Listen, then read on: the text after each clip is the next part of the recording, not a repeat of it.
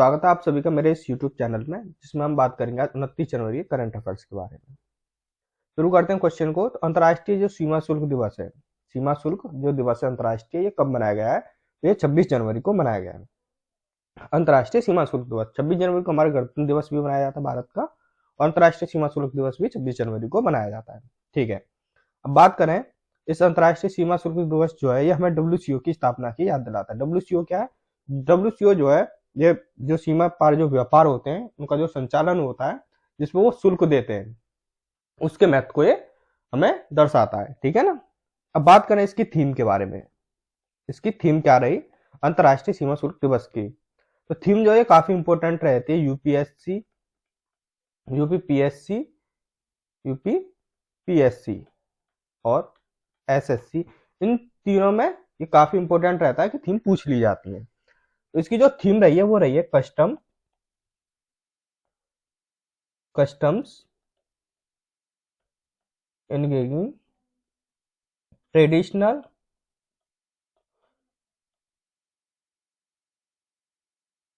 Traditional and new partners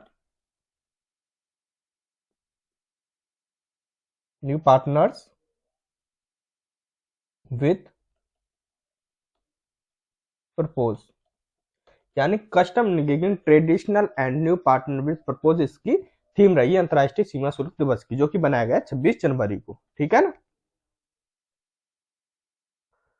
अब बात करते हैं जनवरी में कौन कौन से दिवस बनाए गए हैं, जिनमें से काफी महत्वपूर्ण जो रहते हैं हमारे कुछ पॉइंट है। जैसे 1 जनवरी को DRDO दिवस बनाया गया है, DRDO का स्थापना दिवस, जो कि बनाया गया 66वां स्थापना। क्वेश्चन में पूछ लिया DRDO दिवस कब बनाया, तो वो 1 जनवरी को मनाया जाता है। कितनेवां स्थापना दिवस मनाया गया, तो वो 66वां स्थापना दिवस मनाया गया है 2024 में। ठीक है ना। फिर इसके बाद आता है हमारा राष्ट्रीय युवा दिवस, जो है 12 जनवरी को मनाया जाता है। ये काफी इंपॉर्टेंट है, और ये सारे जो दिवस हैं जो स्क्रीन पे दे रखे हैं, ये सारे जनवरी में मनाए गए हैं। फिर आता है हमारा पराक्रम दिवस, ये 23 जनवरी को मनाया जाता है पराक्रम दिवस। और 24 जनवरी को हमारा राष्ट्रीय बालिका दिवस भी मनाया जाता है, और अंतर्राष्ट्रीय शिक्षा दिवस भी मनाया जाता है। अंतर्राष्ट्रीय जो शिक्षा दिवस, इसकी जो थीम रही है, वो रही है स्थायी शांति के लिए सीखना। यानी कि जो 24 जनवरी को अंतर्राष्ट्रीय शिक्षा दिवस 2024 में जो बनाया गया है, इसकी जो थीम रही है वो रही है स्थायी शांति के लिए सीखना। ठीक है ना। ठीक है, चलिए अब चलते हैं नेक्स्ट पे। नेक्स्ट की बात करें तो भारत, फ्रांस और किस देश के बीच में अरब सागर के ऊपर डेजर्ट नाइट्स जो हवाई अभ्यास है वो किया गया है। यानी कि नौसेना जो वायुसेना होती है उनके बीच में ये हवाई अभ्यास किया गया है, भारत, फ्रांस और UAE के साथ में। क्वेश्चन पूछ लिया जाता है कहां पर किया गया, तो ये अरब सागर के ऊपर किया गया है। किन किन देशों के बीच में किया गया, तो भारत, फ्रांस और UAE के बीच में किया गया। उस हवाई अभ्यास का क्या नाम था, तो वो नाम था डेजर्ट नाइट्स। यानी कि कई क्वेश्चन जो है हमें इसमें से देखने को मिल जाते हैं, यानी कई तरीकों से वो पूछ सकता है। ठीक है ना। तो ये किया गया है UAE के साथ, जो कि भारतीय जो वायुसेना है उनके बीच में ये किया गया है। इसका जो महत्व, अगर महत्व की बात करें, इसका महत्व क्या था, ये किसी लिए शुरू किया गया था? भारत, फ्रांस और UAE के बीच में जो हवाई अभ्यास है जिसका नाम है डेजर्ट नाइट, तो इसके जो महत्व था वो तीनों देशों की जो वायुसेना है उनके बीच में तालमेल बिठाने के लिए किया गया था, जिससे जो सेनाओं के बीच में परिचालन संबंधी जो गतिविधियां होती हैं उनके अनुभव और सर्वोत्तम कार्य प्रणाली के आदान प्रदान की सुविधा उन्हें मिल सके, इसलिए इसे अभ्यास को शुरू किया गया था। ठीक है ना।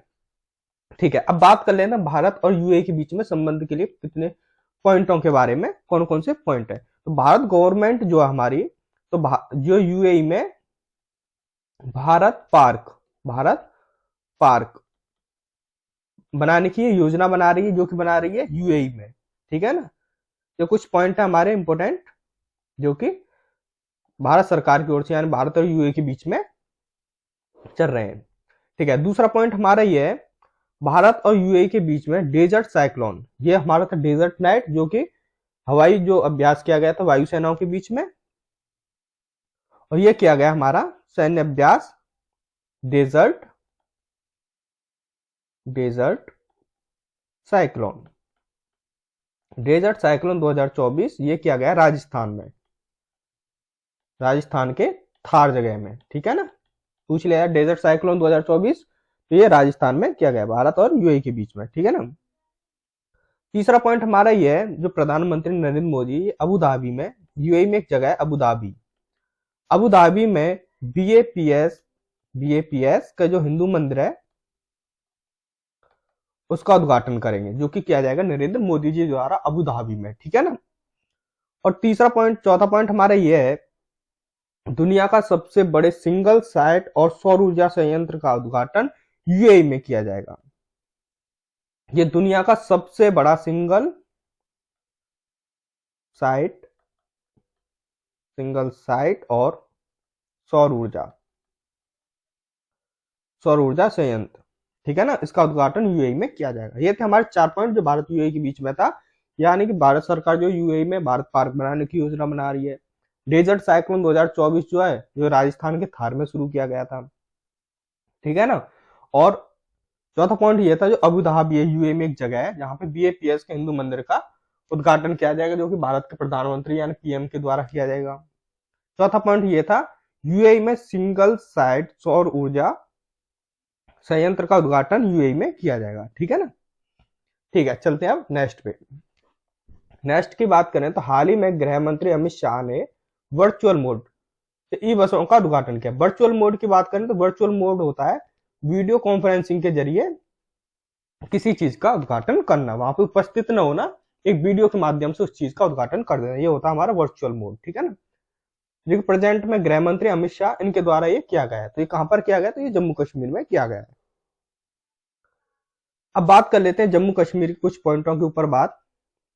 तो भारतीय वायुसेना ने जम्मू कश्मीर में ऑपरेशन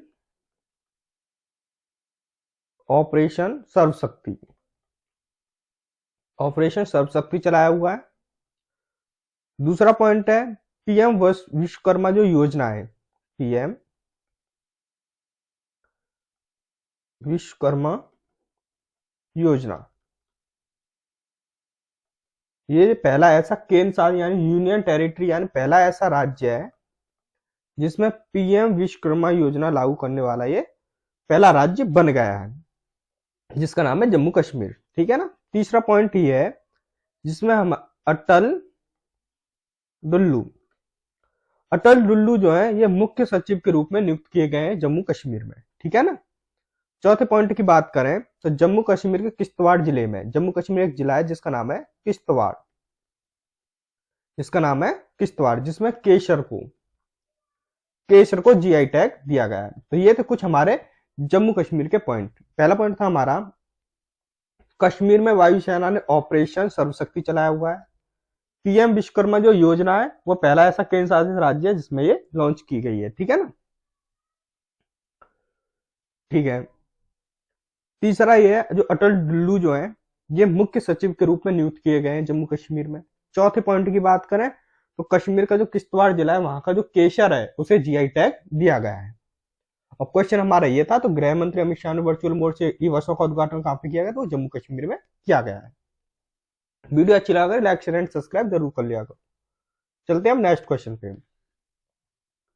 नेक्स्ट क्वेश्चन की बात करें तो हाल ही में किस नेशनल पार्क में दुर्लभ जो गोल्डन टाइगर है ये देखा गया है, तो ये देखा गया काजीरंगा नेशनल पार्क में। कहां पर देखा गया, जो कि पड़ता है असम में। यहाँ की खास बात यह है कि यहाँ पे एक सिंग वाला जो गैंडा है वहां वो देखने को हमें मिलता है असम के काजीरंगा नेशनल पार्क में देखने को हमें मिलता है। यहाँ पर एक गोल्डन टाइगर जो वो है तो हमें देखने को मिला है काजीरंगा नेशनल पार्क में, जो कि पड़ता है असम में। बात करें गोल्डन जो टाइगर है इनकी संख्या जो है काफी घटकर रह गई, जिनकी आबादी कुल 30 के समथिंग है, 30 के करीब है, जो कि काफी कम है, जो कि काफी महत्वपूर्ण है, ठीक है ना, जो इनको बचाया जा सके। ठीक है, क्वेश्चन हमारा ये था नेशनल पार्क दुर्लभ जो गोल्डन टाइगर वो कहां पर देखा, तो काजीरंगा नेशनल पार्क में देखा गया, जो कि पड़ता है हमारा असम में, ठीक है ना। और यहाँ पर एक सिंग वाला जो गैंडा है वो भी हमें काजीरंगा नेशनल पार्क में ही देखने को मिलता है, ठीक है ना। चलिए अब चलते हैं नेक्स्ट पे।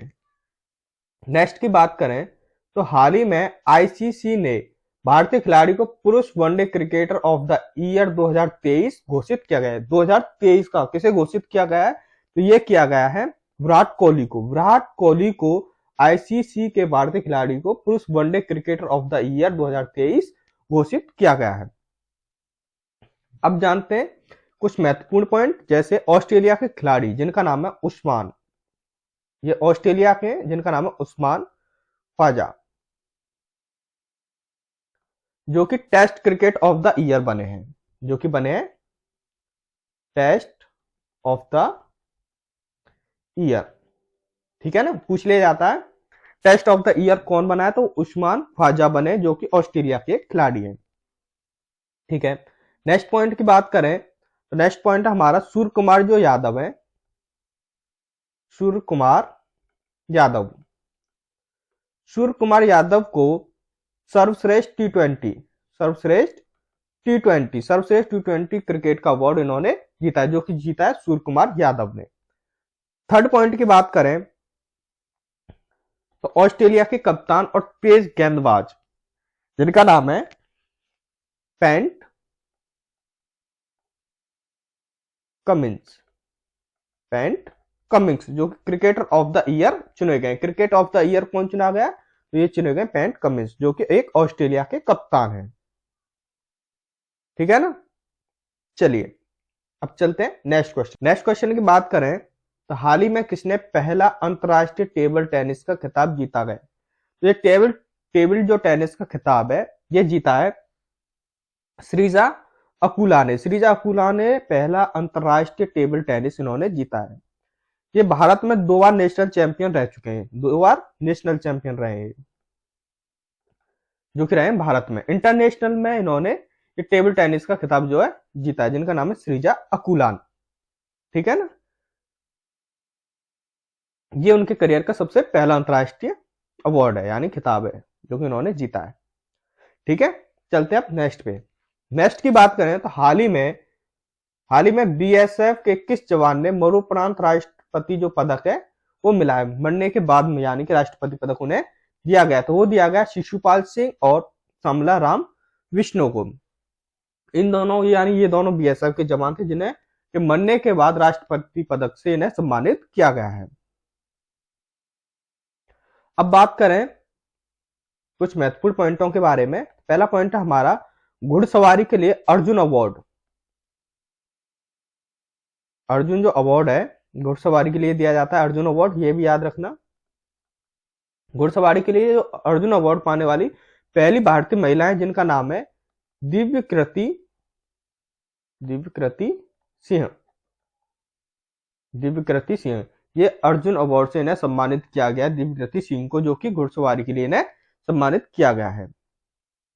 दूसरा महत्वपूर्ण पॉइंट हमारा यह है चीनी उद्योग में, चीनी जो उद्योग है उसमें सर्वश्रेष्ठ पर्यावरण अधिकारी का जो पुरस्कार जीतने वाले वो है पहली महिला दीपा भंडारे। दीपा भंडारे बनी, यानी कि घुड़सवारी के लिए अर्जुन अवार्ड से दिव्यकृति सिंह को अवार्ड दिया गया है, उन्हें सम्मानित किया गया है। और चीनी उद्योग में सर्वश्रेष्ठ पर्यावरण अधिकारी का पुरस्कार जो जीतने वाली है वो है महिला दीपा भंडारे बनी है। ठीक है ना, जो ये दोनों महिलाएं हैं। ठीक है, क्वेश्चन हमारा ये था मरणोपरांत राष्ट्रपति पदक किसे मिला है? तो शिशुपाल सिंह और शामला राम विष्णु, यानी उपयुक्त दोनों को मिला है इन्हें। ठीक है, चलते हैं हम नेक्स्ट पे। नेक्स्ट की बात करें तो हाल ही में किसी 43 साल में सबसे उम्र दराज थे जिन्होंने पुरुष युगल विश्व नंबर 1 बनकर इतिहास रच दिया है। पुरुष युगल विश्व नंबर 1, तो ये रचा है रोहन बोपन्ना ने। रोहन बोपन्ना ने 43 साल की उम्र में, यानी से सबसे उम्र दराज थे जिन्होंने पुरुष युगल विश्व नंबर 1 बनकर इतिहास इन्होंने रचा है।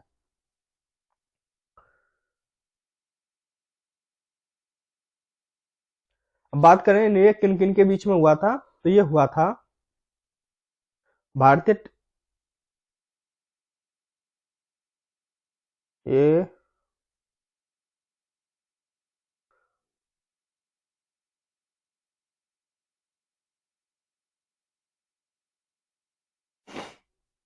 ठीक है, चलते हैं अब नेक्स्ट पे।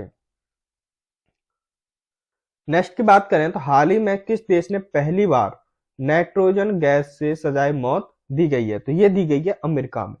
अमेरिका में ये पहली बार हुआ है जिससे नाइट्रोजन गैस से सजाए मौत दी गई है। अमेरिका में इससे पहले 1980 दशक से 1980 से जहरीले इंजेक्शन देकर सजाए मौत दी जाती थी। अब ये पहली बार हुआ है जिसमें नाइट्रोजन गैस का इस्तेमाल किया गया है सजाए मौत देने के लिए। नाइट्रोजन गैस से सजाए मौत का समर्थन करने वाले लोगों का कहना यह है कि इससे बिना दर्द हुए जान चली जाती है। यानी नाइट्रोजन जो पहले देते थे हम, जहरीले जो देते थे इंजेक्शन, उससे लोगों को दर्द होता है, तो नाइट्रोजन गैस से इससे लोगों को दर्द कम होता है। इसलिए इन्होंने सजाए मौत का समर्थन करने वाले जो लोग थे, नाइट्रोजन गैस से सजाए मौत देने वाले, उनके समर्थन कुछ ज्यादा था। बात करें कुछ महत्वपूर्ण पॉइंट के बारे में तो स्टार्टअप फंडिंग वैश्विक रैंक 2023 में स्टार्टअप फंडिंग वैश्विक रैंक 2023 में अमेरिका सबसे फर्स्ट पर रहा है। सबसे फर्स्ट पर रहा है, वो रहा है अमेरिका। स्टार्टअप फंडिंग वैश्विक रैंकिंग 2023 में भारत और अमेरिका के बीच संयुक्त अभ्यास ब्रज प्रहार, इनके बीच में हुआ है संयुक्त अभ्यास था। ये संयुक्त अभ्यास जो कि हुआ है भारत और अमेरिका के बीच में, जिसका नाम था ब्रज प्रहार, जो कि हुआ था उमरोई में। उमरोई जगह है जो पड़ती है मेघालय में, ठीक है ना। उमरोई जगह है जो कि पड़ती है मेघालय में, हुआ था ये, ठीक है ना। चौथा पॉइंट हमारा ये है, फिटनेस यूनिफॉर्म के मामले में यूएसए शीर्ष पर रहा है। जो फिनटेक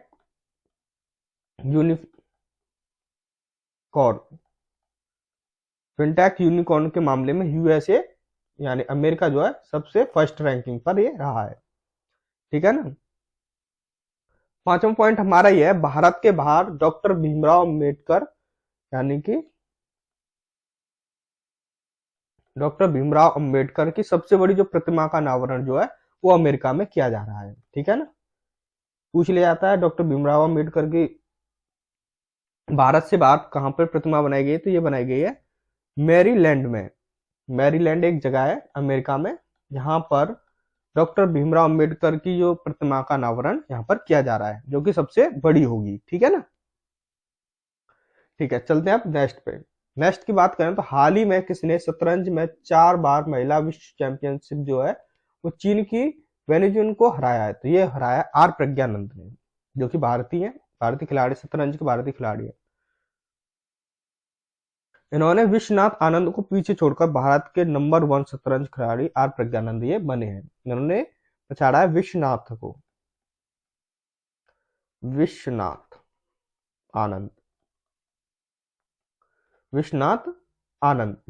आनंद को पीछे छोड़कर ये भारत के नंबर 1 शतरंज खिलाड़ी बने, जिनका नाम है आर प्रज्ञानंद।